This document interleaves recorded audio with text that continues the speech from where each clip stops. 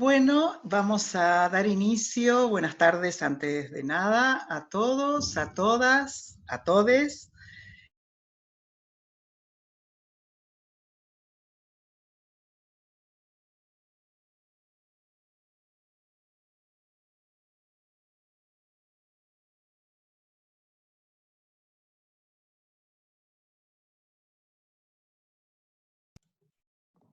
Mari, estás muteada. Bueno, ahí sí, ya estaba hablando, sí, los gestos vieron ustedes. Bueno, ahora sí, ahora sí. Buenas tardes. eh, Segundo encuentro de este movimiento, de este ciclo. A todas, buenas tardes a todas, a todes. Después de la celebración, les estaba diciendo, de esta apertura del jueves pasado, con el honor del panel que nos ayudó en esa inauguración, que pudimos escuchar su palabra. Bueno, continuamos con nuestra segunda reunión. Y bueno, vamos a instalar, yo creo que vamos a hacer tendencia este encuentro de jueves de 17:30, porque si empezamos con la celebración, nosotros le damos para adelante con la celebración, así que hoy vamos a celebrar también este segundo encuentro. Y esas primeras manifestaciones tuvimos muchos ecos, ya en la misma charla, como la mayoría que seguro estuvieron allí presente, y después también, entonces, con formulaciones, con aspectos y conceptualizaciones de diferentes vías de interrogación, ¿no? Desde la filosofía, desde la bioética, y eso lo que va a ir produciendo es ir hilvanando, ¿no? Ir hilvanando entre todos, justamente, entre invitados, participantes que están aquí acompañándonos y que nos están siguiendo por YouTube, la comisión organizadora y los que se suman. Vamos a ir hilvanando ese lugar que vamos a construir justamente y que nombramos el primer encuentro como un espacio a habitar para hacerlo hospitalario. Esta es la manera que vamos a nombrar este lugar, y justamente hacerlo hospitalario porque van a producirse decires diferentes, lecturas diferentes, discursos que van a poner otros interrogantes, que van a habilitar tal vez justamente tensiones entre esas diferentes lecturas, y eso es lo que justamente estamos intentando convocar para nutrirnos en este espacio. Por eso necesitamos y deseamos hacerlo hospitalario. Entonces, justamente, un nuevo discurso en este segundo encuentro. Tenemos el grato gusto, y muy esperado, por cierto, de una psicoanalista que tiene un recorrido enorme sobre la temática. Entonces nos va a brindar su lectura desde un lugar que es desde el psicoanálisis. Así que bueno, vamos a escucharla, por supuesto. Tengo el agrado de que forme parte de este encuentro, a haber invitado, y su aceptación, por supuesto, de Irene Greiser. Paso a presentarla.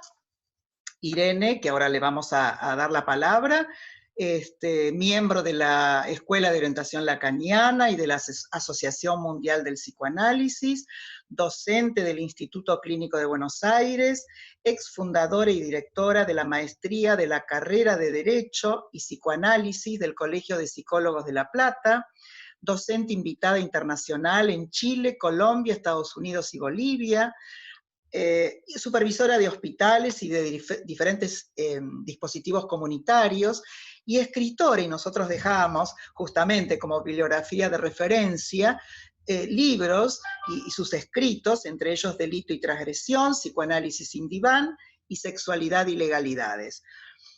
Bienvenida, Irene. Antes de darle la palabra, solamente recordarles que seguramente esto ya va a quedar aceitado a lo largo del resto de las reuniones, que tenemos muchas, y justamente como la reunión anterior, dada lo extenso y tan bienvenido de la mesa. Seguro que quedaron, porque nos lo han hecho saber, preguntas y comentarios, porque se extendió mucho el tiempo, justamente por lo producido en esa reunión.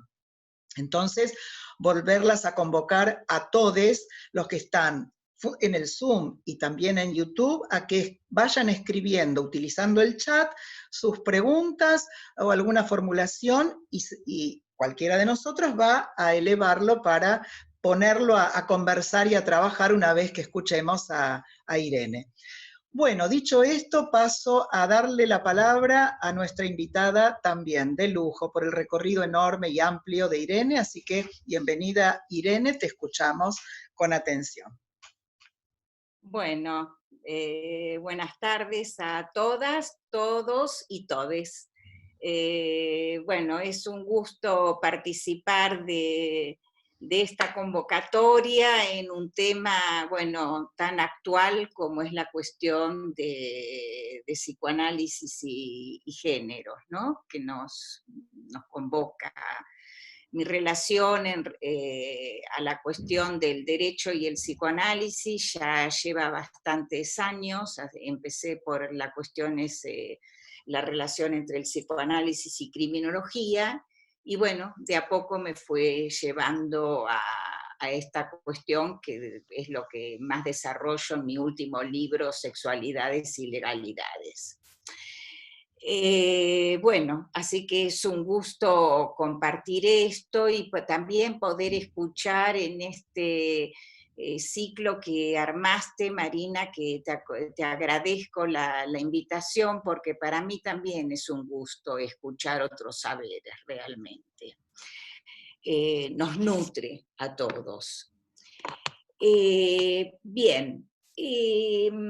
En principio, bueno, yo evidentemente voy a hablar desde mi posición como psicoanalista. Fundamentalmente voy a tomar, digamos, qué entendemos qué aportes podemos hacer desde el psicoanálisis, fundamentalmente desde Freud y desde Lacan. Bien, hay algo que es importante a tener en cuenta en Lacan, que él dice que convoca a los analistas a unirse al horizonte de su época, ¿no? Entonces el psicoanálisis va variando. Es preciso de algún modo hacer una lectura de la época y los síntomas que responden a ella, digamos. No es lo mismo la época victoriana, en la época que transcurrió en la época de Freud, ni tampoco es donde el padre de familia era el que regulaba los lazos y la norma que impartía era la norma hetero. La época de Lacan se manifiesta como una rebeldía, de algún modo, al padre de la tradición, y hoy en día tenemos otra época, que no es la época ni de Lacan, ni es la época de Freud, donde, por ejemplo, el concepto el pater de familia, hoy en día desde el derecho, es sustituido por el concepto de parentalidad. O sea que ahí ya tenemos un ayornamiento en lo que ocurre fundamentalmente en cómo se regulan los lazos familiares, ¿no? Yo en mi último libro me dedico a las cuestiones del matrimonio igualitario, de la ley de violencia de género, de la ley de identidad de género. Hoy voy a tomar algunas cuestiones fundamentalmente en relación a la violencia de género. Y algunas otras cuestiones en relación a la ley de identidad de género que trabajo junto con algunos jueces que trabajaron conmigo, con Silvina D'Amico y Pablo Raffo, en mi último libro. Hay una biopolítica de los cuerpos, el concepto introducido por Foucault, y esa biopolítica va cambiando. O sea, si en una época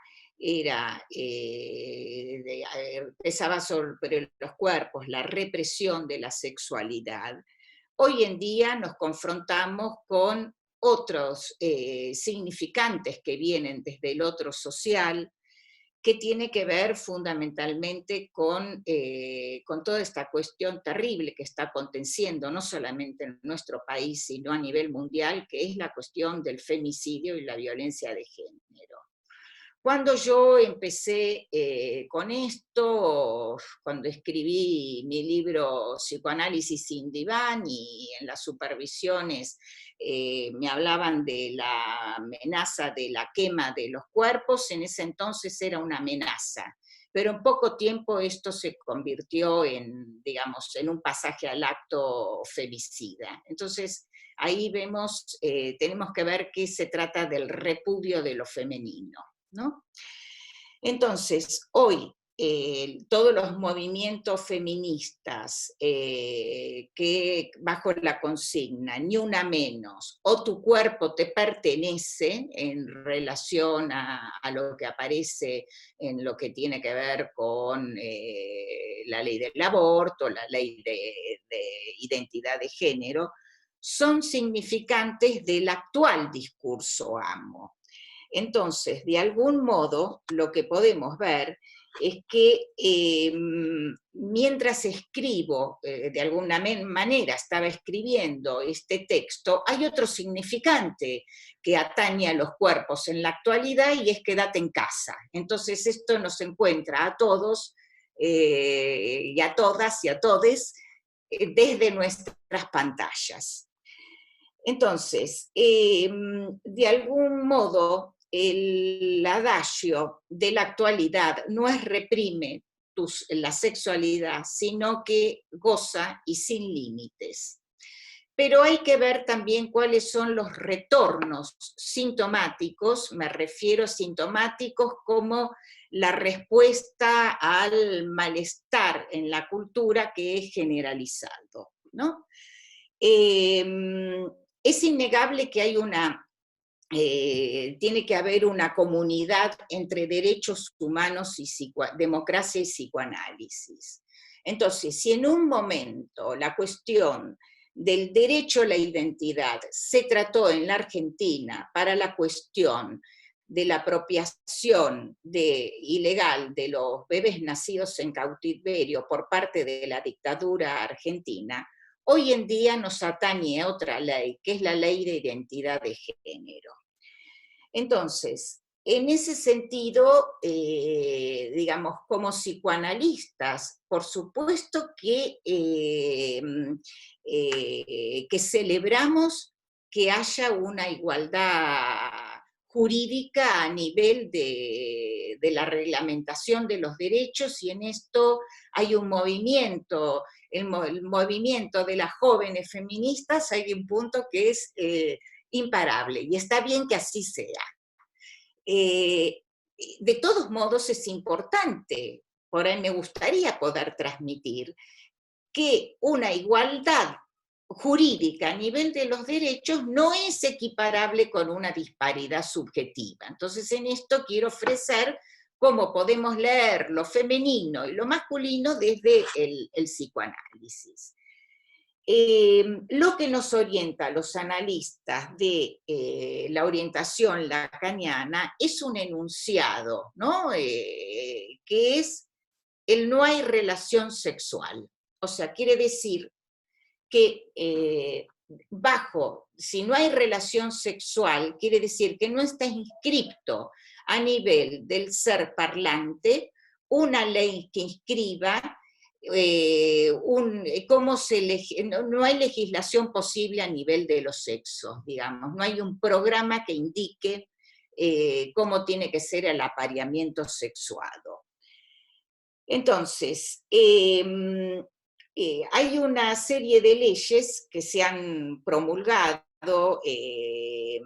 la ley de identidad de género, la ley de adopción, y esto es importante poder transmitir porque hay muchos jueces que apoyados en los preceptos se quieren hacer uso de ciertos preceptos que no son los preceptos del psicoanálisis edípico, digamos, para apoyarse y decir que un niño en adopción necesita una familia homo o hetero, digamos. Si no hay ley que legisle los sexos, el matrimonio homo o hetero es tan normal o patológico como cualquiera, no hay normalidad, no hay nada de los preceptos del psicoanálisis que pueda apoyarse para, digamos, para decir que esto hace al bienestar del niño. Digamos, creo que el tema grave con los niños no es tanto si están en un matrimonio homo o hetero, sino realmente digamos, cuando son arrojados al mercado de la droga, la prostitución o al tráfico de armas. Creo que este es el tema más controvertido, ¿no? Bien, veamos qué aportes podemos hacer desde el psicoanálisis a esta cuestión. Entonces voy a tomar la cuestión del sexo, la sexualidad y la sexuación. El sexo, por ahí voy a retomar algunas cuestiones que si bien el psicoanálisis se fue ayornando, Lacan no hace una lectura de la sexuación como la hace Freud, pero sí es importante tomar algunos preceptos que están en Freud que son actuales, por ahí, para no anticiparnos y decir que Freud está perimido, ¿no? El sexo es un dato biológico. Quiere decir esto, que plantearlo como un dato implica que el organismo allí obedece al dato anatómico. Ahí se trata del óvulo y el espermatozoide. Pero un sujeto no es un organismo. Y el óvulo y el espermatozoide nada dicen de qué es un hombre ni qué es una mujer. Cuando Freud separa la reproducción como destino, como meta de la pulsión, el concepto de pulsión hace que la sexualidad humana sea traumática, porque quiere decir que pervierte un orden natural, el orden de la naturaleza. No podemos decir un hombre nace hombre, una mujer nace mujer. Entonces, en ese sentido, para el animal sí hay, por eso la sexualidad es traumática. Lacan va a decir trauma, va a llamar el trauma, como un agujero en el saber, en el sentido de que no hay un saber programado que diga cuándo, con quién o en qué momento aparearse. Entonces, en ese sentido, con el significante, el neologismo trauma, Lacan habla de que se trata de un agujero en el saber. Entonces, ¿cómo armó Freud una polaridad binaria a partir del atributo fálico? Entonces, el hombre para Freud está marcado por el tenerlo y la mujer va a quedar respecto del falo, digamos, armó la polaridad falo-castración. O sea que la mujer queda en falta en relación al atributo fálico. Entonces, ¿qué? Freud arma una bipartición que pone para el lado del hombre está el temor a la castración y del lado femenino la envidia fálica.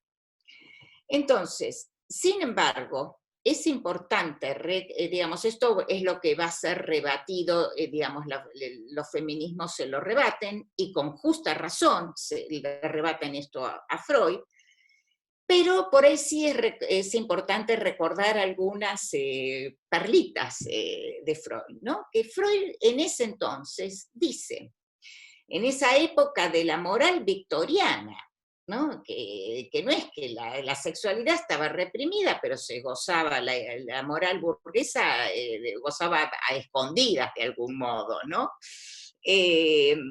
Entonces, de algún modo, por ejemplo, cuando Freud en 3 ensayos no ubica a la homosexualidad como una perversión, y esto es importante, pero sí ubica la paidofilia. Y esto es importante hacerle saber al discurso del derecho realmente. Digamos, poner más hincapié en todo lo que tiene que ver con lo que yo decía recién, con el mercado de la droga, de la prostitución. Entonces, cuando Freud dice, por ejemplo, de algunas consecuencias psíquicas de la diferencia sexual anatómica, otra cuestión a tener en cuenta, quiere decir que esa diferencia sexual anatómica, si Freud dice que trae consecuencias en lo psíquico, el sujeto tiene que leer esa anatomía. O sea, se puede sexuar de manera diferente, pero hay que hacer una lectura, no va de suyo. Digamos, no es como en el animal. En el animal, cuando se le desencadena la conducta, el desarrollo, la conducta, el desarrollo sexual, el animal sabe a dónde ir a buscar, a dónde dirigirse, no se pregunta si es con un hombre, con una mujer, si es judío, católico, negro, digamos. Eso, digamos, esto pasa solamente a nivel de lo humano. Entonces, cuando se trata de que Freud dice que la anatomía no es el destino, desmintiendo a Napoleón, quiere decir que hay que hacer una lectura de esa anatomía. Uno puede no consentir a esa anatomía. Pero hay algo, una indicación importante en relación al cuerpo y a todo lo que se pregona como lo auto, ¿no? Como la autonomía, con lo propio, con el individualismo, que para el psicoanálisis se trata de un cuerpo erógeno, o sea, que ese cuerpo, de algún modo, esa capacidad erógena, no se adquiere solo, digamos, es la madre, dice Freud, y esto está en Freud, que no solamente alimenta al niño, sino que en el contacto con ese niño vivifica ese cuerpo, dándole una capacidad erógena, ¿no? Bien. En ese sentido, también es importante en relación al cuerpo, esto que aparece, yo escribí en varios lugares acerca de este significante de haber nacido en un cuerpo equivocado. O sea, como que en ese sentido, como lo piensa Lacan, como lo pensamos a partir de Lacan, cuando Lacan introduce al final de su enseñanza, a partir de Joyce, digamos, que va más allá del binarismo, se trata de que todo el mundo tiene que hacerse un cuerpo. Entonces, en ese sentido, todos nacimos en un cuerpo equivocado, nadie nace en un cuerpo acertado. Bien, ¿qué es lo que introduce Lacan? Digamos, cuando Freud arma el binarismo falo-castrado, esto es importante también de recordar, ¿de qué manera Freud ubica a la mujer? Porque Freud la ubica en una posición como esencialmente madre, digamos, cuando él ubica al niño como, a partir de la envidia fálica, ubica al niño como una vía compensatoria de esa envidia fálica. Lacan hace un aporte muy importante. Porque Lacan separa la madre de la mujer. Esto ya pareció indicado de alguna manera en Freud, pero Lacan lo reafirma realmente. ¿Qué es lo que introduce Lacan? Lacan no arma una red con las fórmulas de la sexuación, arma una repartición que no está dada a partir entre, digamos, en una lógica que lo pone del todo y el no todo, independientemente del sexo anatómico. Él dice que, bueno, ahí se pueden, él lo arma de acuerdo a las modalidades de goce. Entonces arma una lógica donde todo el goce queda del lado macho, digamos del lado de una lógica para el todo, y arma un universal, y del lado, del lado femenino de las fórmulas de la sexuación ubica la lógica del no todo.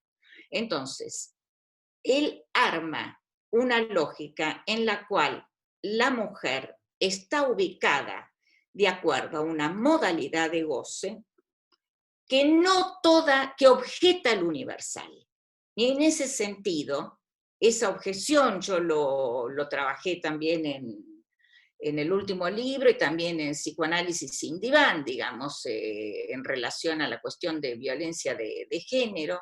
Digamos, al objetar el universal, de alguna manera, esa posición les recomiendo, está por YouTube también, una conferencia excelente que ha dado Miquel Bassols en relación a la cuestión del psicoanálisis y los géneros,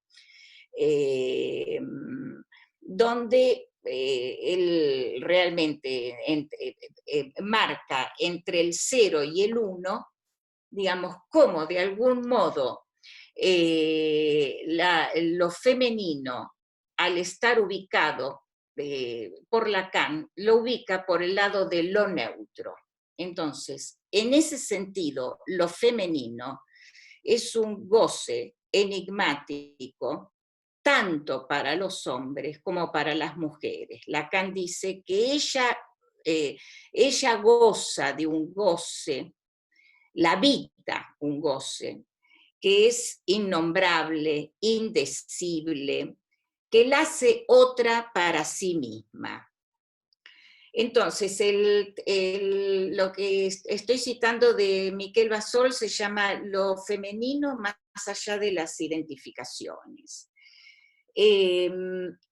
Freud, es esto que Freud denominó como ese continente opaco, oscuro. Entonces, es esto que Lacan dice que las mujeres no son locas por el todo, no se vuelven locas por el todo. Pero que no se vuelvan locas por el todo no nos convierte en locas del todo. Un poco locas, pero no del todo. Entonces, esto es importante a la clínica. Ahora voy a dar algunos detalles clínicos que yo tomo en relación a lo que me toca en la clínica como supervisora en institutos de encierro de cárceles de mujeres, que uno encuentra una clínica totalmente distinta que lo que aparece como violencia en las cárceles de hombres.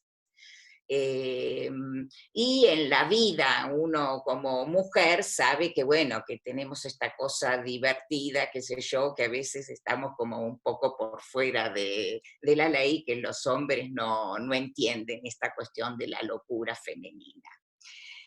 Entonces, ¿qué contribuciones podemos hacer a la ley de violencia de género? Hay una clínica jurídica y una clínica analítica. En relación a la violencia de género, lo que ocurre muchas veces es que los jueces no entienden cómo puede ser que una mujer pide, por ejemplo, la perimetral, que se excluya al hombre de su hogar, del hogar, y después sea ella misma la que lo vuelve a llamar, digamos, esto que llaman la locura femenina. Entonces, muchas veces es en ese punto en donde recurren a los psi para entender esto que es inentendible, ¿no? Entonces, digamos, y en la clínica, en lo que yo les decía en las clínicas, en las cárceles también, aparece que de pronto por ahí uno encuentra una clínica en donde de pronto por ahí las mujeres son tomadas como objeto y no, digamos, como mulas, y no encuentran un límite en las concesiones que pueden ser al narcotraficante, en relación y entregan sus bienes, entregan su propio ser por un amor ilimitado, y uno allí puede intervenir para acotar un poco ese goce loco y mortífero que puede habitar y enloquecerla a ella misma, ¿no? En mi libro Delito y Transgresión, ya de hace muchos años, cuento un caso de parricidio que en su momento fue leído desde la lógica edípica. Y en realidad no se trataba de que, se trata de un joven que mata al padre, producto de que ese padre golpeaba a su madre. Entonces, él no lo mata al padre para quedarse con la madre, no se trata de eso, de una lógica edípica, sino que él reacciona justamente contra esa versión mortífera que el padre tiene del goce femenino. Por eso Lacan habló de que se trata de una versión del padre y tomó al padre como el padre versión, digamos, de qué versión da ese padre de lo femenino. Hay un juez que trabaja conmigo, que escribió en mi libro, que se llama Pablo Raffo. Es muy importante que los jueces hombres intervengan en esto. Yo valoro mucho el trabajo de él, porque en general en casi todas las reuniones de feminismo y género, somos todas mujeres en general, pero digamos que él se interese en esto es algo importante, que los hombres también se empiecen a interesar en esto. Entonces él me pregunta algo, me consultó y me hizo una pregunta, me dice: Irene, yo te quiero hacer una pregunta. ¿Cómo puede ser que si lo que dicen de los hombres es que se los aísla porque no pueden hablar con ellas, con la mujer, y que entran a golpearla cada vez que ella habla, él la golpea porque a lo mejor no soporta lo que ella dice? Entonces él armó un programa para los hombres, entonces para los hombres que se llaman golpeadores, ¿no? Digamos, también para no poner rótulos, pero digamos el espíritu de este programa que él armó es justamente para otorgarles la palabra, y por ahí ver cuáles son los modelos, qué es lo que ese hombre golpea cuando golpea a una mujer. Por eso yo creo que, que la clínica siempre es la clínica del uno por uno. Se trata de una ética de lo singular. Hay veces que yo me negué a atender a hombres golpeadores, o sea, a un hombre que de pronto por ahí pedía, la mujer lo excluía, después ella misma lo volvía a llamar, hasta que un día ella se empezó a analizar y puso un límite, y ahí y él entra en una angustia terrible. Bueno, ahí no lo atendí, digamos, ahí en un punto en donde quise preservar esa dimensión de angustia y no aliviarlo, digamos, que él pueda empezar a interrogarse por esa modalidad y qué es lo que él golpea en esa mujer, ¿no? Muchas veces por ahí golpea a la madre, o vaya a saber, hay que ver caso por caso. Entonces, hay una cuestión en relación, me gustaría tomar algo en cuestión en relación al patriarcado. Voy a encender un poco la luz. Hay una lectura que en relación a la violencia de género que se hace como que en relación al patriarcado, ¿no? Digamos, como que es justamente como que este fuera el momento del auge del patriarcado. Hay que ver qué entendemos por patriarca, digamos, si entendemos al patriarca como el padre de familia, siguiendo a Freud, ¿qué quiere decir? Quería decir que en una época el pater de familia regulaba los lazos. Pero hoy en día hay una situación paradojal que justamente en el momento donde hay una mayor libertad sexual, digamos, lo que aparece es un declive de lo viril, porque el hombre que golpea a la mujer, eso no es la virilidad, ese es el hombre, no es el macho, ¿no? Ese es el hombre que no sabe cómo enlazarse al otro sexo, que es lo femenino por excelencia, ¿no? Entonces, Lacan dice que se trata, o sea, no se trata de retornar al padre, no, digamos, se trata, el padre es un semblante, y Lacan dice que se trata de prescindir del padre a condición de servirnos de él. Entonces, no se trata de salvar ni al padre ni a la familia salvadora.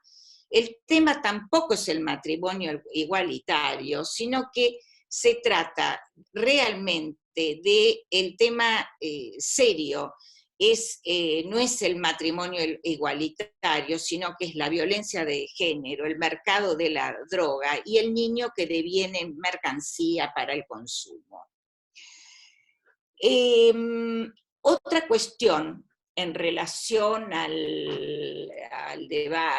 lo que se plantean desde los feminismos también, es la cuestión de una creencia que en relación al masoquismo femenino. O sea, no se trata que la mujer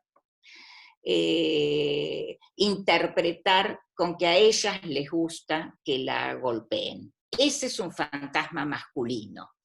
El fantasma femenino, Lacan dice que para el femenino, digamos, es la fantasía del Don Juan, pero lo que dice que ese fantasma del Don Juan las tiene que tomar una por una, no las puede tomar a todas por igual, digamos, sino que se trata del uno por uno.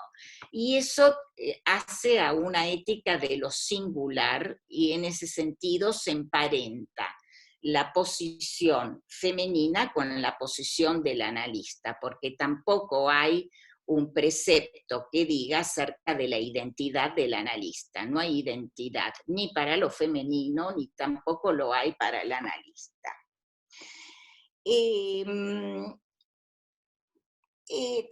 Hay algo que me gustaría contarles, que es un texto, digamos, voy a prender la luz, que se llama en relación a cómo se va construyendo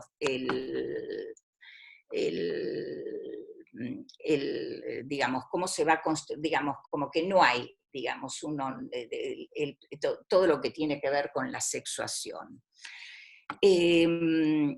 Freud habló de la metamorfosis de la pubertad, o sea, hay una primera infancia, digamos, esto lo digo en función de que poder ver de que hay cosas de Freud que son actuales, no todas, pero hay algunas que sí. Habla de la primera infancia, del periodo de la latencia, que él dice que es esencialmente humano.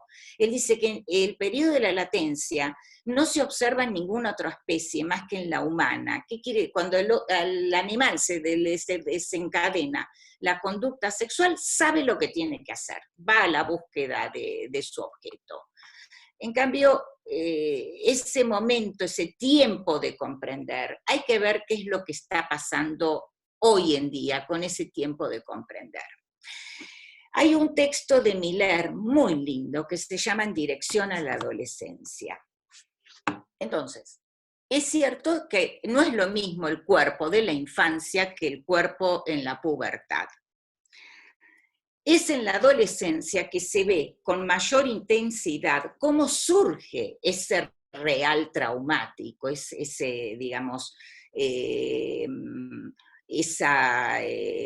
esto que aparece a nivel de los cambios hormonales. Y lo que pasa, y hoy en día, es que, bueno, que Miller dice allí que, bueno, que han cambiado los tiempos y que los chicos ya no tienen el saber, lo van a buscar en Internet.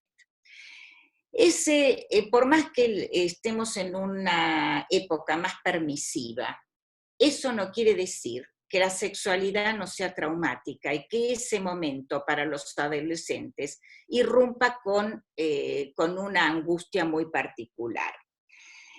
Quiere decir que por más que se les haga educación sexual en los colegios, que bueno, que es correcto, está bien, son todos. Desde el psicoanálisis lo que podemos aportar es que eso no va a hacer que la sexualidad no haya un agujero en el saber y que no irrumpa con angustia.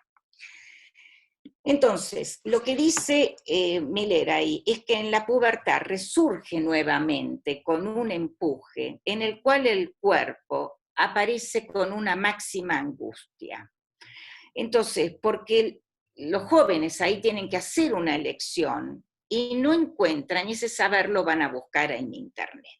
Lo que ocurre también, él dice algo muy interesante, que ese declive del reino de la tradición que les hablaba recién, digamos, de lo que se llama el patriarcado, hace que surjan, y a esto tenemos que estar atentos también, que surjan, se vuelve propicio para el surgimiento de los fundamentalismos religiosos. Y son captados en esos momentos ciertos fanatismos que se ofrecen de algún modo con un fundamentalismo que sí le dicen qué es un hombre y qué es una mujer.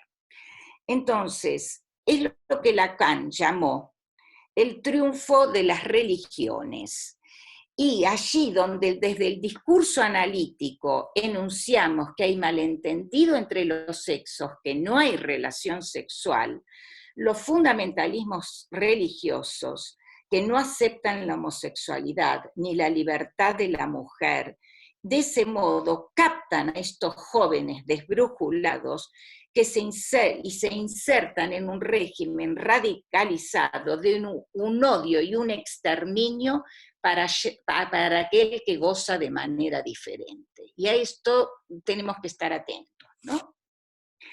Bien, ¿qué cuestiones podemos tomar en relación a las contribuciones que podemos hacer a la cuestión de la ley de identidad de género? La actualidad, lejos de imponer la norma, la rigidez de la norma, no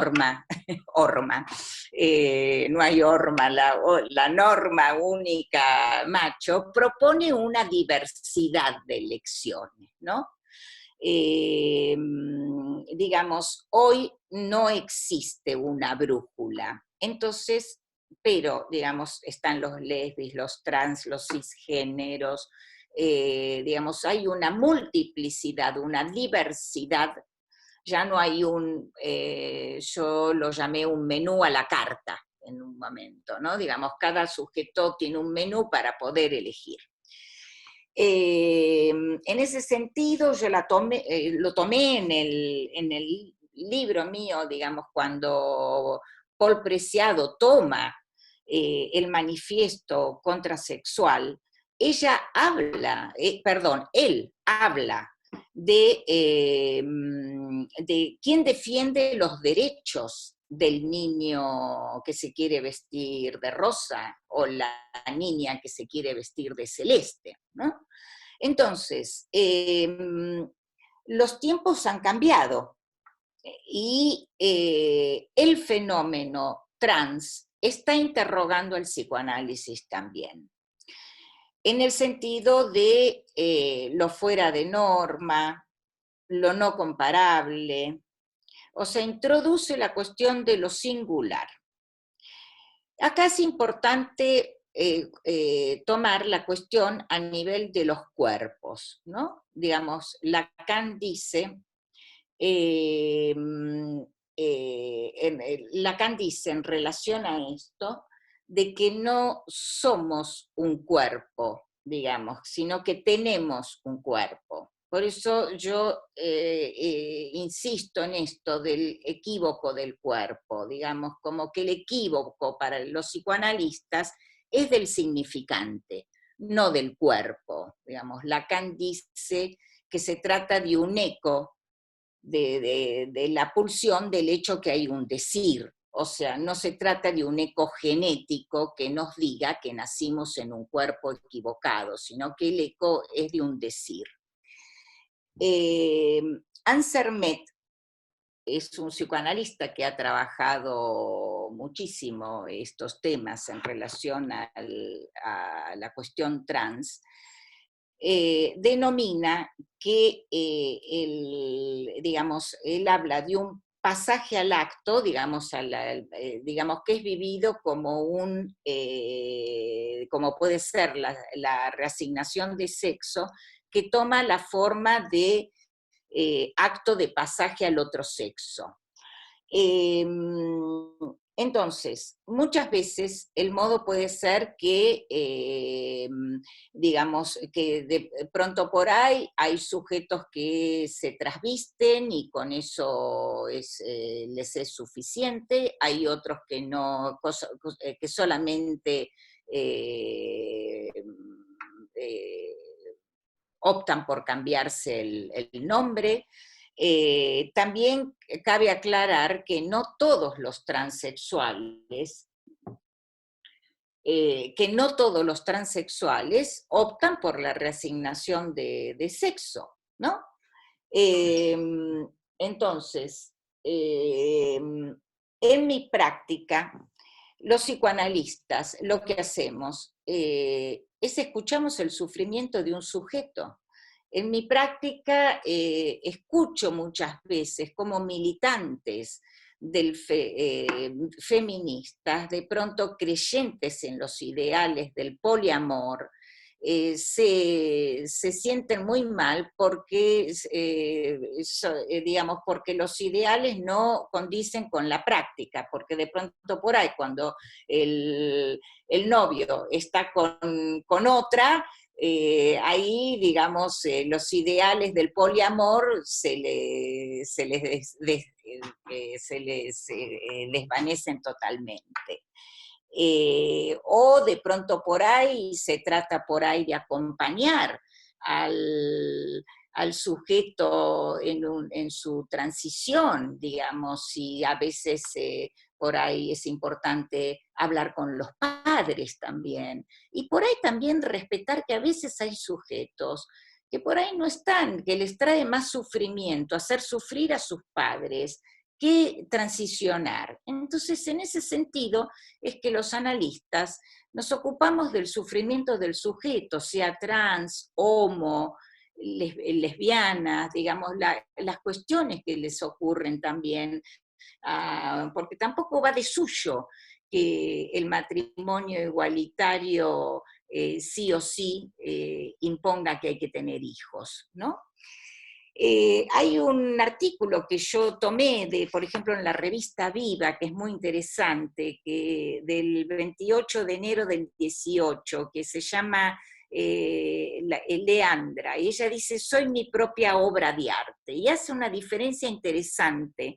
Ella dice que a los 19 años ingresó al Carlos Pellegrini como hombre y se graduó como mujer, ¿no? Entonces es interesante lo que ella dice, ¿no? Ella dice que ella es la Leandra, y a mí me interesó algo que dice, y que es importante para los psicoanalistas, porque nosotros también nos fuimos ayornando, o sea,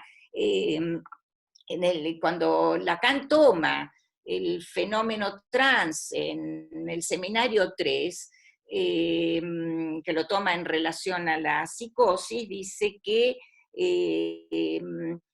lo que ella dice de la operación yo, dice que ella se convierte en la Leandra, ¿no?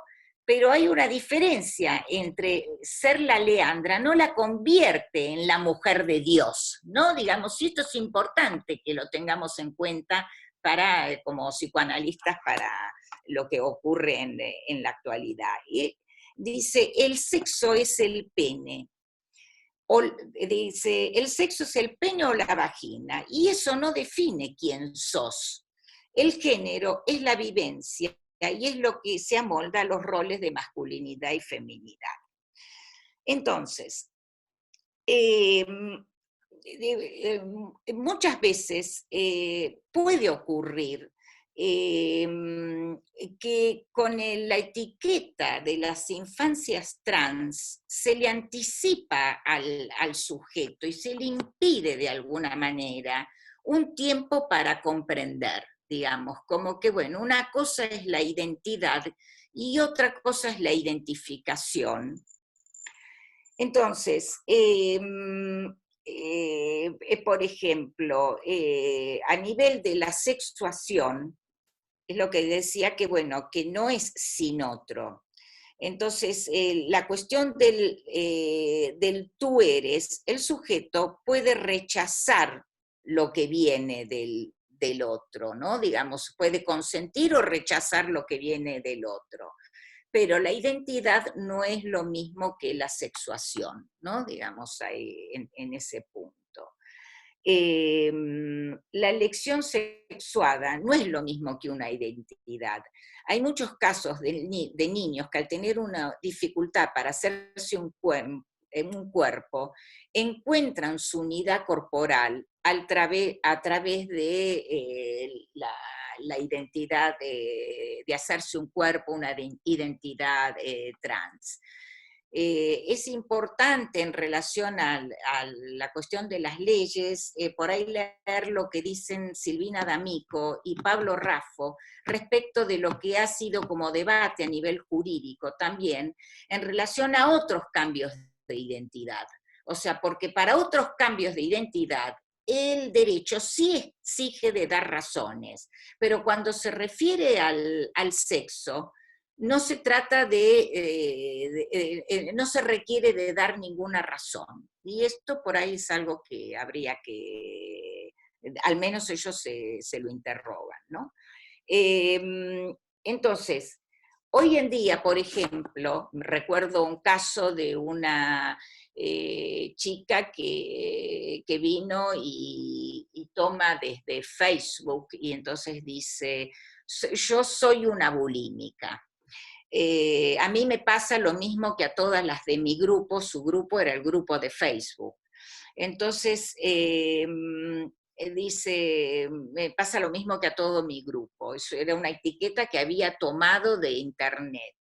Entonces, hasta que en determinado momento dice algo y dice, soy un aborto de la naturaleza. Entonces ahí, digamos, hay un significante que a ella la representa como aborto de la naturaleza y se trata de tomarlo bajo esa vertiente. Entonces,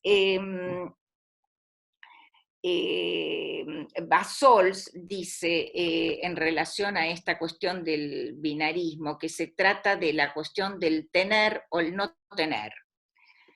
Y dice algo que es interesante, dice que del lado fálico hay erección o no la hay, pero del lado del goce femenino hay un goce no localizable y no es, digamos, y no es, digamos, ahí algo es irrepresentable y imposible de localizar. Entonces, en ese sentido, es algo que, digamos, lo femenino no es que está fuera de la ley, se inscribe en la ley, pero no toda, como no toda, es un régimen que objeta el universal, y esto es importante para los analistas. Bien, quiero tomar algunas cuestiones en relación a la ley del aborto y el repudio de lo femenino. Vuelvo a Freud. Freud habló del repudio de lo femenino y en ese sentido es importante diferenciar las mujeres de lo femenino. Ese repudio puede estar habitado por hombres a través de la violencia de género o entre las propias mujeres que se lanzan con violencia hacia aquella que se niega a la maternidad y reclama el derecho al aborto. Hace poco vi una serie no sé, de Jeffrey Epstein, donde se hace hincapié en la figura de Epstein del perverso, pero después me quedé pensando y conversándolo un poco también con otras colegas, con mi amiga Marisa Chamizo, que bueno, que habría que pensar no solamente en la figura de este patriarca perverso, sino también en la figura de la novia, que es la que le llevaba todas las mujeres también, ¿no? El film hace hincapié en él, pero me parece que también hay que pensar el repudio de lo femenino más allá de ser mujeres o hombres, ¿no? Digamos, como el odio también que puede habitar entre las propias mujeres cuando hay una que se niega a la maternidad. Cuando el deseo de tener un hijo se convierte en un imperativo, entramos en los casos de una clínica que es la urgencia por tenerlo. Se lo quiere a toda costa, sin preguntar si realmente se lo desea. La ley que esté legislado la unión homosexual no va de suyo que eso invente un deseo de tener un hijo. Hoy en día se permite la conservación de óvulos, digamos, y se le dice, si hay todos temas que tienen que ver con temas bioéticos también, si se le dice o no se le dice a un niño que es adoptado, digamos, hay todas cuestiones que entran en el plano de los derechos.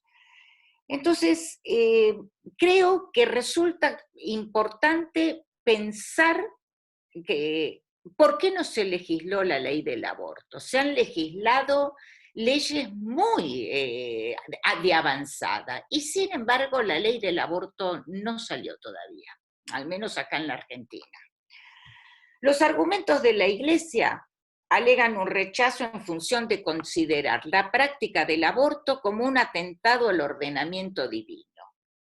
Pero los tiempos han cambiado y cabe recordar que el matrimonio también es una ficción, porque no es natural el matrimonio, o sea, no está regido por la naturaleza. Entonces, en su momento, la Iglesia también puso el grito en el cielo respecto de el divorcio, y hoy es el tema de el aborto. Entonces, la gente no va a hacer uso del aborto porque se lo despenalice. Por otro lado están los argumentos jurídicos y como aparecen en relación a todos los jurídicos, obviamente se trata de como no hay justicia distributiva, y esto es importante como precepto ético de diferenciar la justicia del derecho, por supuesto se va a tratar de una disputa entre derechos. Acá los disputantes es los derechos en conflicto, también es en relación a lo que se considera en vida y si se trata de un homicidio o no. Entonces, la ley no contempla el derecho de la vida del uno contra el otro. La ley no contempla la posibilidad que en una mujer habite un deseo de negarse a ser madre. Y no se trata solamente de violaciones, aún amando a su esposo y sin haber sido violada, y que tampoco se trate de poner en riesgo su vida, simplemente que se niegue a la maternidad. Entonces, estas controversias a nivel de lo jurídico plantean una disputa entre derechos, como siempre ocurre. Pero aquí es importante ver quiénes son los que están en los términos de esta disputa, ¿no? Lo que es considerado como un delito para algunos es exigido como un derecho para otros. ¿Qué aportes podemos hacer desde el psicoanálisis respecto de la despenalización del aborto? Entonces, una cuestión fundamental es esto que traté un poquito de transmitir, espero lo más claro posible, en relación de la separación entre la madre y la mujer. Esto es fundamental. Por eso es importante los aportes que podemos hacer desde el psicoanálisis de orientación lacaniana. No hay preceptos del psicoanálisis para estar a favor ni en contra. No va de suyo que sea traumático el aborto. No verifico esto en mi clínica. No hay traumas generalizados. El único trauma generalizado para el psicoanálisis es que no hay un programa, es la no relación sexual. Esto es lo que nosotros tomamos como trauma, digamos, como agujero en el saber. He escuchado en mi consultorio mujeres para quien el aborto ha sido una experiencia traumática y ha retornado a forma de pesadillas. Pero también he escuchado mujeres para quien el aborto no ha sido ningún trauma. Si el niño es tomado como un bien o un objeto de posesión, eso obtura lo femenino. En ese sentido, podemos decir que allí la maternidad connota un repudio de la condición femenina. Si la mujer, no toda su satisfacción está puesta en el niño, va a dejar parte para satisfacerse en otras vías que no sean la maternidad. Una mujer puede negarse a hacer, no es un deseo natural tener un hijo. La maternidad para Freud sí fue el destino compensatorio de lo que dio en llamar la envidia fálica. Pero queda claro que ese niño, la clínica nos demuestra que ese niño para una mujer no siempre es una majestad del bebé. El niño también puede ser un desecho y también puede anidar un odio hacia ese hijo. Entonces, me pregunto, ¿será que el aborto pone de relieve el atentado que se hace a la figura de la Santa Madre? ¿Podemos decir entonces que a falta de hacer existir a la mujer con mayúscula, como la escribe Lacan, se hace existir, se quiere hacer existir a la Santa Madre con su majestad el bebé? Una mujer puede ser atea y negarse a hacerse un aborto, porque puede ocurrir esto, digamos, es singular. Y también verifico en la clínica cómo mujeres cristianas y católicas se han practicado un aborto. También hay que escuchar lo que aparece en las consultas, en los jueces cuando tienen, digamos, cómo interviene la subjetividad muchas veces del juez en cuestiones cuando tienen que, en cuestiones de adopción, de dar a los hijos en adopción. Entonces, en ese sentido, tampoco podría afirmar que inevitablemente la práctica de un aborto se lo viva con culpa. Entonces eso escapa a lo gobernable por la ley. Si hay algo que el psicoanálisis puede contribuir como saber al derecho, es que a nivel del sexo hay un imposible de legislar, que aquello que Freud denominó lo femenino como misterio es un misterio tanto para hombres como para mujeres, que el cuerpo es un cuerpo que tiene una capacidad de goce y que a nivel del goce no hay un programa general, sino que es singular, y ese goce es asexuado y nunca va a ser para todos por igual. Los psicoanalistas no ofrecemos los preceptos edípicos para legislar familias normales, porque lo que nos guía es que hay un axioma universal para la especie humana y que esa es traumática y que la relación sexual no existe, que a nivel del sexo hay un imposible de legislar. no hay ley que pueda legislar el sexo. Y esto es aquello que como saber podemos aportar al debate acerca de la legislación de los sexos. Bueno.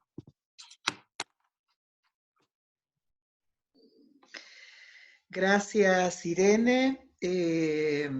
Muchas referencias. Realmente repasaste una serie de conceptos que nos permiten seguramente ahora empezar a conversar, ¿no? Porque justamente interrogan, incluso algunas en referencia a nuestra mesa anterior, ¿no? Justamente respecto de la identidad, de la autonomía, un término vertido en el panel anterior. Yo tengo varias formulaciones porque fue realmente rica lo que vos desarrollaste, pero quiero dar inmediatamente, antes que nada, la palabra a seguramente allí las integrantes de la comisión, para que puedan relevar las preguntas y las formulaciones y empezar a conversar. ¿Flor? Bueno, muchas gracias, Irene, muy interesante la exposición. Si les parece, leo un poco los comentarios y preguntas de Zoom. Los invitamos también a quienes estén por YouTube siguiendo el encuentro. Si quieren hacer alguna pregunta, la levantamos desde allí. Bueno, acá en Zoom, Ayelén Eugenia pregunta si podría explayarse un poco más acerca de que el hombre que golpea no es el macho.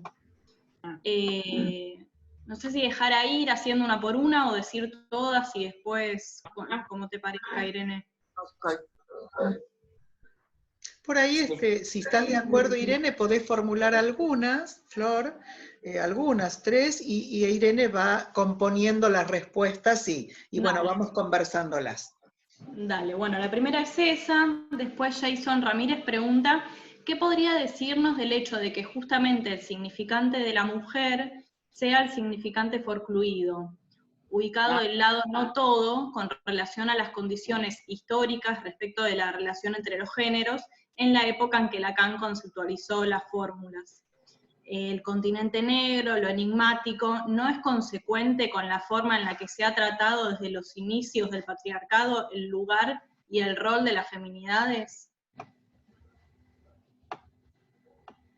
Bueno, continúo con alguna más. Mariana González pregunta, ¿podría aclarar la idea de que el equívoco para los psicoanalistas es del orden del significante y no del cuerpo? Ok. Bueno, está. Bien, bastante amplias las preguntas. Bueno, ¿a qué me refiero, digamos, en relación a esta cuestión de la violencia de género, ¿no? Bien, ¿qué es lo que pasa del lado de ellos, digamos?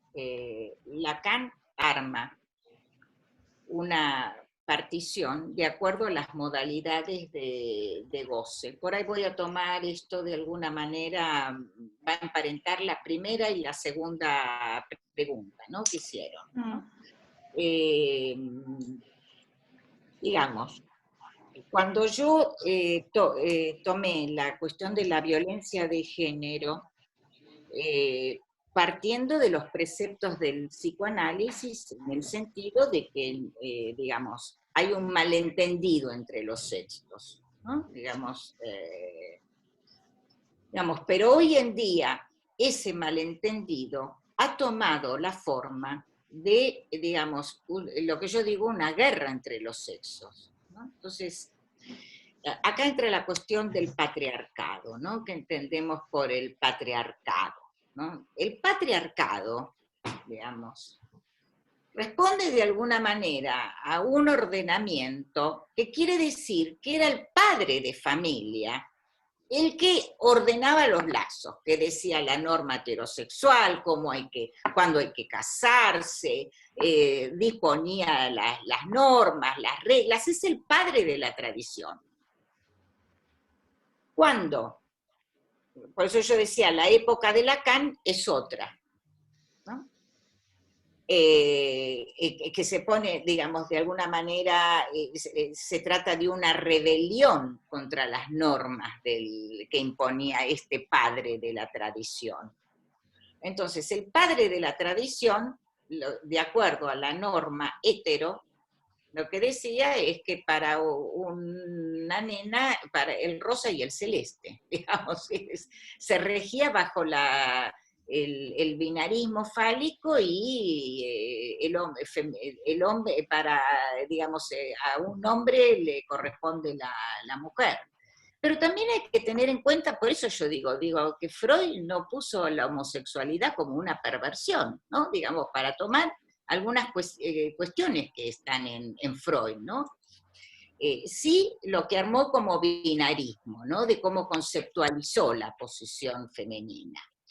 Entonces, cuando yo digo de que digamos, que un hombre, del lado de ellos, porque lo que dice Lacan, que del lado en relación a cómo toma del lado de los hombres quedan todos bajo el régimen de la ley, digamos, quedan del lado del todo. Entonces, en ese sentido, cuando declina el régimen de la ley, entramos en un mundo que se dio en llamar la feminización del mundo, como algo que no tiene que ver con hombres y mujeres, entendiendo la feminización como una falta de límites, que nos atraviesa tanto a hombres como a mujeres. Digamos, entonces, cuando no está inscripto el padre de familia antes, decía cómo relacionarse, habían tradiciones, cuando el adolescente, habían rituales para el ingreso del adolescente a los sexos. Hoy en día esto se rompió y no hay vuelta atrás, no es que vamos a volver al régimen patriarcal, pero lo que aparece como fenómeno es que hay una mayor libertad sexual, pero lejos de apaciguarse los lazos, realmente retorna con una violencia terrible, no solamente en la Argentina, sino en todas partes del mundo. El lazo entre los sexos ha tomado la forma de guerra entre los sexos, de alguna manera, ¿no? Esto es lo que yo ya planteé en mi libro Psicoanálisis sin diván, ¿no? Bien. La otra pregunta era, sí, digamos, como que el hombre que golpea a la mujer, digamos, en ese punto, no es el que está, no está sujeto al régimen de la ley, es el hombre que está ubicado por fuera de la ley. Y ahí hay una diferencia con lo femenino, digamos, porque lo femenino, ella, cuando Lacan dice, ella como no toda se ubica en la ley, digamos, no es que está por fuera de la ley, pero tiene una inscripción a la ley que es diferente. La otra cuestión, ¿me repetís cuál era la otra pregunta que había? Sí. Mariana González habría preguntado, ¿podría aclarar la idea de que el equívoco para los psicoanalistas es del orden del significante? Sí, sí. A ver, cuando hablamos, digamos, tomé esta cuestión en relación a la identidad de género y esta cuestión del yo soy yo nací en un cuerpo equivocado, algo que se escucha bastante. Entonces, de pronto por ahí, claro, porque pensar que el equívoco es del cuerpo, es creer que el cuerpo habla, digamos, y Lacan lo que dice es que el hombre tiene un cuerpo, digamos, dice que el parletre habla con su cuerpo, no es que el cuerpo habla, el cuerpo no pide, el sujeto habla con su cuerpo, pero no es que el cuerpo pide, digamos, hay algo que, por eso yo digo que el equívoco es del orden del significante, ¿no? Digamos, nací en un cuerpo equivocado, no es que el cuerpo, cuando uno dice, bueno, el cuerpo me pide, o podríamos decir, el cuerpo me pide comer, el cuerpo me pide esto, bueno, el cuerpo no pide, digamos, el sujeto habla con su cuerpo y en ese sentido es que digo que el equívoco es del significante, no es que hay un cuerpo que nació en una anatomía, bueno, de pronto por ahí sí hay casos, en los casos donde sí se trata de una biología, digamos, digamos, en los casos donde se nace con los genitales femeninos y masculinos, ahí sí hay algo del orden, pero me refería al fenómeno trans, ¿no? Digamos, como lo transgénero, ¿no? Y ahí, digamos, se trata de una identidad que, bueno, que se ubica más allá del género femenino masculino, digamos, que de alguna manera transgrede las normas del género en ese sentido, ¿no? Ahí va, Irene, Sí. que sí, ya les doy paso justamente a eso, porque hay varias referencias y formulaciones, y así, por lo pronto, después vos, si querés, bueno, extractás ahí lo que te parezca que puedas mencionar, pero podemos hacértela llegar. Hay una también muy interesante que ahora alguna de mis compañeras te la va a hacer llegar, por ahí las podés formular varias y tratás vos de hacer algún extracto, porque estamos llegando ya a 7, pero nos gustaría mucho hacer ese relevamiento de las preguntas y las formulaciones, ¿sí?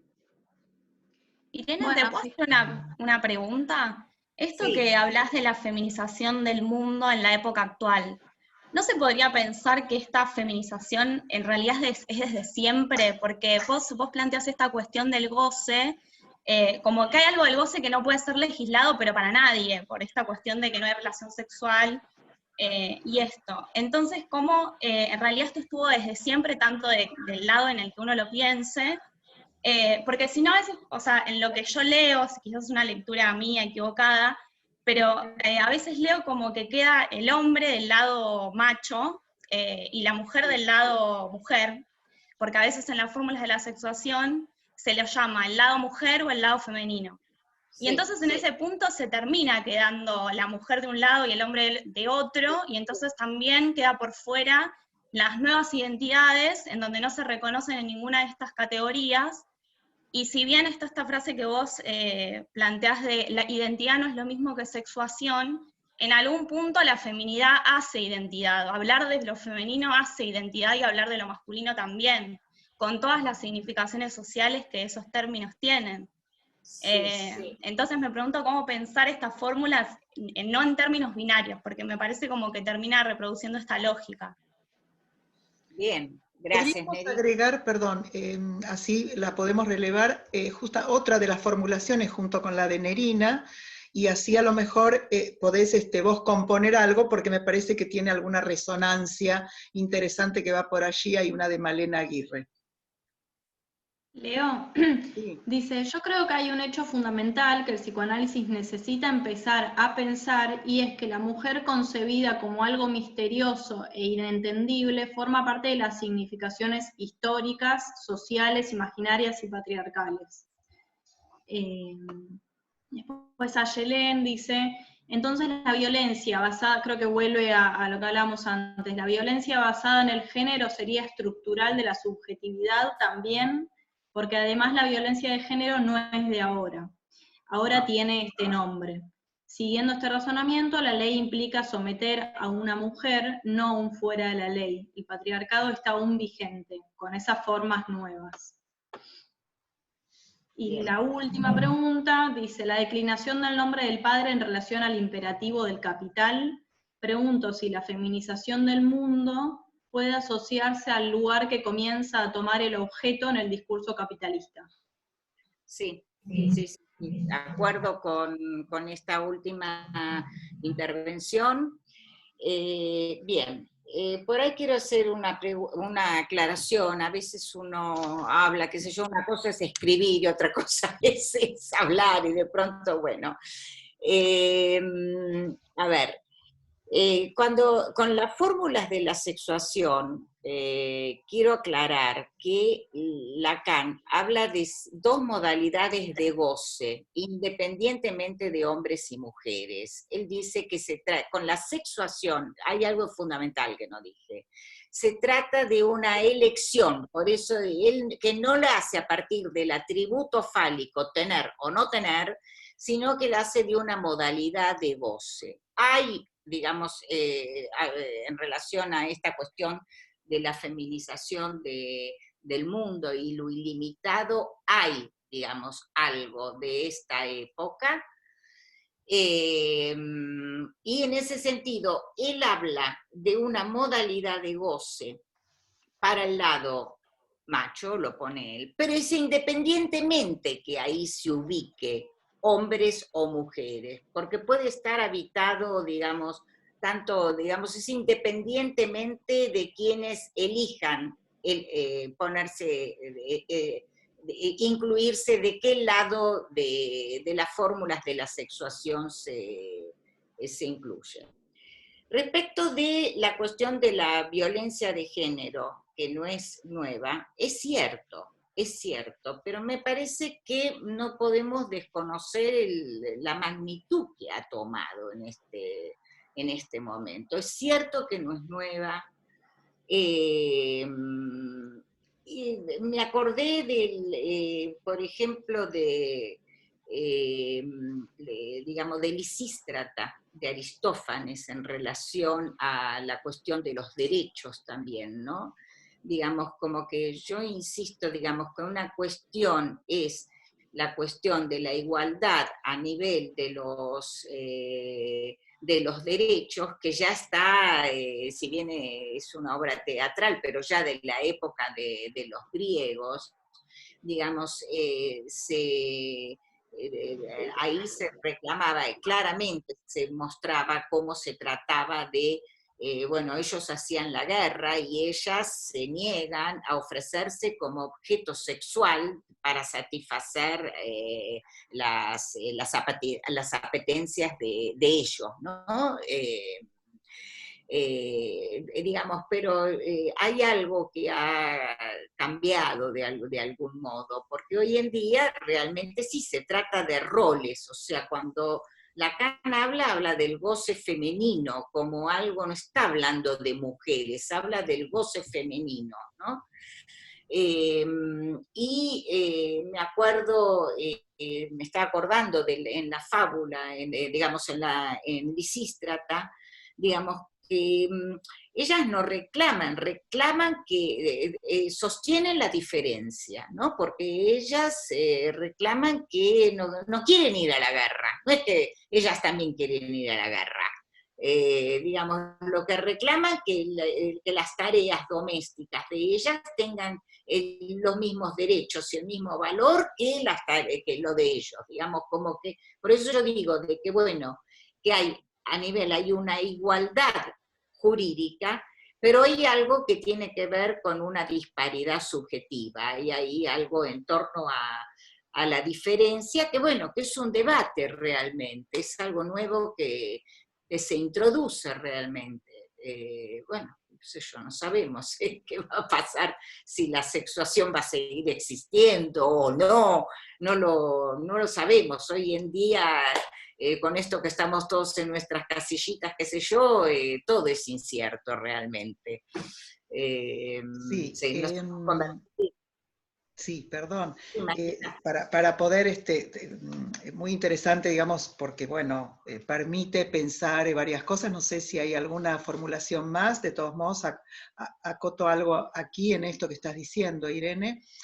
Y es que me parece que, escuchando incluso todo el recorrido, que ya vale para profundizar en varias reuniones, digo el recorrido que nos brindaste, y entonces sí me parece que yo subrayaría algo que en verdad es de mucho interés, y es lo que interpela a los discursos, pero también lo que interpela al discurso psicoanalítico, que en ese sentido, pensaba algo que decía Nerina, interesante, ¿no? Porque a veces el temor también es el temor a que sacudan los sentidos, que pueden armar pseudoidentidades, ¿viste?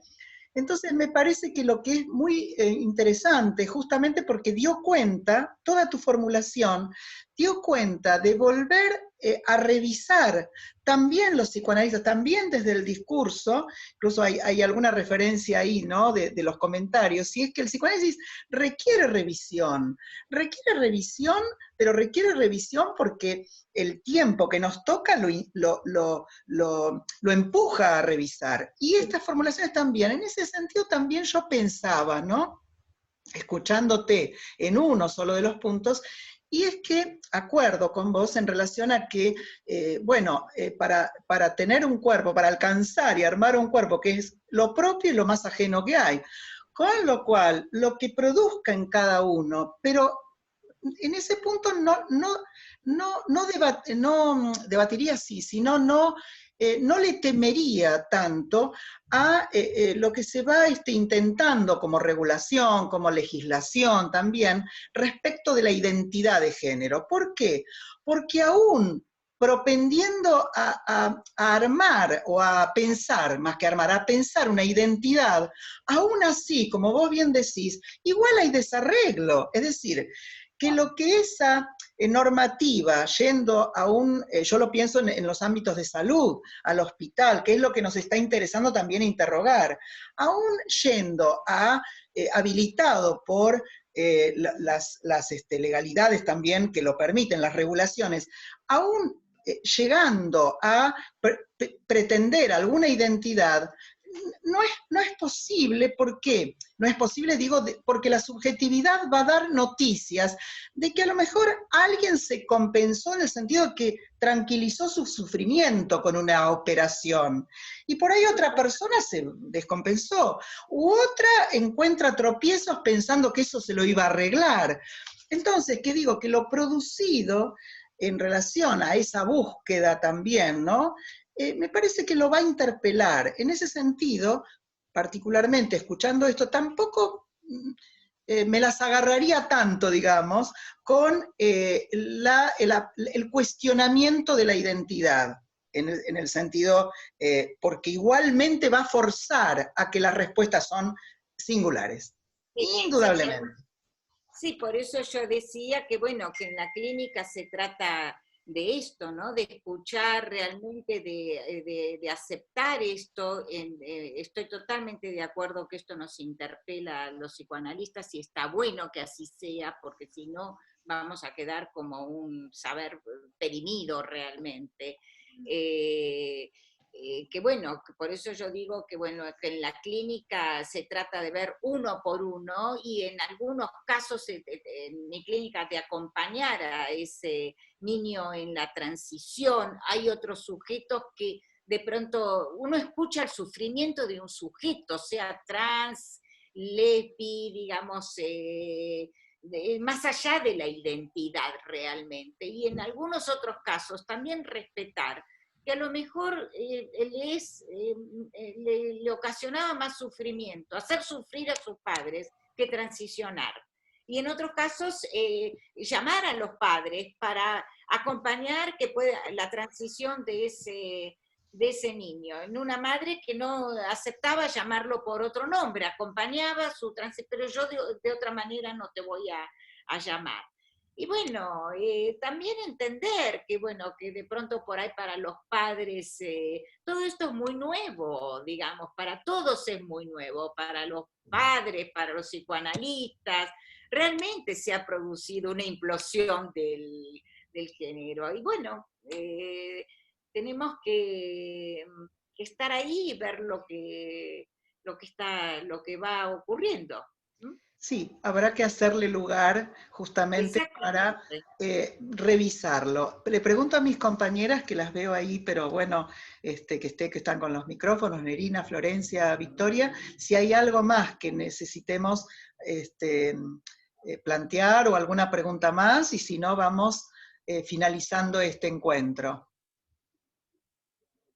En YouTube hay varias personas que preguntan respecto a cómo se interviene o cómo es el trabajo con las infancias trans. Bueno, qué sé yo, con las infancias trans, digamos, hay que ver uno por uno, no hay que, yo creo que ahí se trata del respeto de la singularidad, digamos, hay que tomarlo más que con la etiqueta de infancias trans como un sujeto que sufre y escuchar lo que le está pasando. Por eso yo decía que bueno, y ahí es uno por uno realmente. Yo sí quise marcar ese momento, cuando hablé de en dirección a la adolescencia, es en ese momento, digamos, porque me parece que acá como psicoanalistas, como precepto ético, lo que tenemos que preservar no es si matrimonio igualitario, lesbi, trans, homo. Acá el tema serio es el pasaje al acto criminal. Entonces, por eso hice hincapié un poco en la violencia de género, en el femicidio, y cómo muchas veces también desde los fundamentalismos se capta a estos jóvenes desbrujulados. Pero bueno, yo creo que en relación a las infancias trans hay que tomarlo más allá de las etiquetas, se trata de tomar a cada sujeto con su sufrimiento, y es uno por uno. Bueno, entonces vamos finalizando este encuentro. Muchísimas gracias, Irene, por, bueno, verdaderamente por el recorrido, por el repaso para poder, bueno, seguir planteando y pensando estas formulaciones. Bueno, y a la espera de nueva invitación, sin duda, porque como este movimiento, vos lo aclaraste bien, insiste, no se detiene, y bueno, hay que hacerle... Está muy bueno eso. Así que, así bueno, es, entonces también nos... y la verdad es un debate interesantísimo. Muy bien, muchísimas gracias. Por esa misma razón también nosotras entonces vamos a seguramente volver a reformular estos conceptos y este recorrido que vos nos trajiste. Bueno. Paramos entonces gracias, aquí Irene. con esta... No, gracias a ustedes, chicas. Muchas gracias, Irene. Gracias, Carla. Entonces, con esta formulación que están viendo ahora, compartimos en pantalla, y la invitación es para inaugurar, en realidad, no el jueves próximo, sino el siguiente, es decir, el primer jueves de septiembre, vamos a iniciar con el módulo 2, el segundo, que es entrecruzamientos posibles de las teorías de género y el psicoanálisis, es decir, que insistimos con estas formulaciones que nos propuso Irene, y la primera invitada, como están leyendo allí, se los repaso, que es, bueno, Ana María Fernández, que también es un recorrido de largo tiempo, que es el 3 de septiembre, y tenemos 3 fechas seguiditas, 3 jueves seguiditos, el 10 Irene Meller y el 17 Sofía Rutenberg. Así que jueves por medio, todes juntas aquí para celebrar el módulo 2. Hasta luego, a todes.